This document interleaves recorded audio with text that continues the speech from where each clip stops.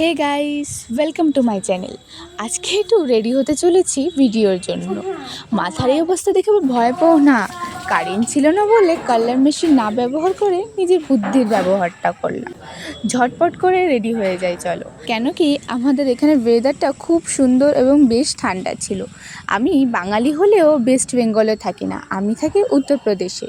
তাই এখানে প্রতিদিনের যে ডিগ্রি থাকে প্রচণ্ড গরম থাকে। তো খুঁজে বুঝে আজকের দিনটা খুব সুন্দরই ঠান্ডা ছিল। রেডি তো আমাকে হতেই হতো, তাই ভাবলাম তোমাদের সাথেও একটু শেয়ার করা যাক। তোমাদের সাথে কথা বলতে বলতে এই দেখো আমার বেশ প্রায় কমপ্লিট হয়ে গেছে। ঠান্ডা হলে কি হবে, আমাদের বাড়ি যে প্রতিদিন কাজ থাকে, সেই আগুন জ্বালানো, মিষ্টি বানানো, তো একটু একটু তো গরম লাগছিলই। তাই জানলার সামনে ক্যামেরাটা ফিক্স করে রেডি হতে শুরু করে দিলাম। নিজের বুদ্ধি খাটিয়ে মাথায় তো এই অবস্থা করে রাখলাম, কিন্তু সত্যি জানো তো আমার কোনো ধারণাই ছিল না যে কালটা কেমন ঠিক হয়ে আসবে। বেশ, তো আমি কমপ্লিট করেই ফেললাম। তোমরা যাওয়ার আগে লাইক আর সাবস্ক্রাইবটা কমপ্লিট করে যেও। দেখো আইব্রোটা করে নিলাম হালকা করে।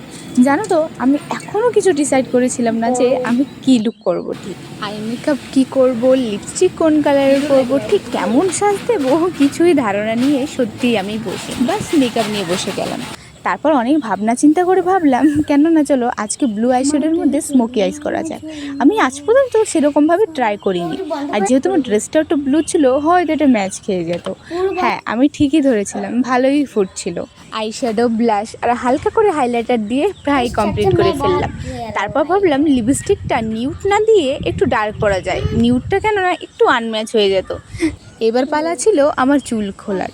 সত্যি কথা বলতে আমি যেরকম এক্সপেক্ট করেছিলাম আমার বুদ্ধি জয় করতে পেরেছে, বেশ ভালোই লাগছিল। যেরকম হেয়ারস্টাইল চেয়েছিলাম ঠিক তেমনটাই ফুটে চলে এসেছে। এবার আমি যাচ্ছি আমার ভিডিও করতে। তোমরা ভালো থেকো। Thank you watching this video.